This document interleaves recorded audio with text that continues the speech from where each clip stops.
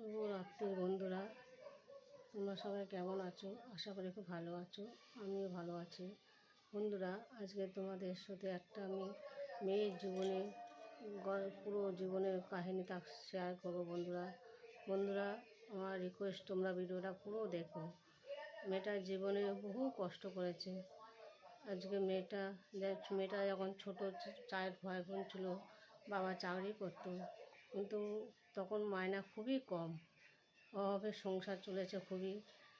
আমরা যখন মেয়েটারা স্কুলে যেত, ফ্যানে ভাত খেয়েও স্কুলে গেছে, কোনো সময় ফ্যান খেয়েও স্কুলে গেছে।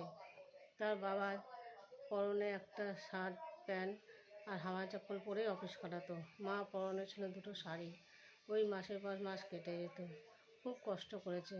যখন আস্তে আস্তে একটু মায়না বাড়লো, মানে আর্থিক অবস্থা ভালো হলো, 4টে ছেলে মেয়ে লেখাপড়া শিখছে,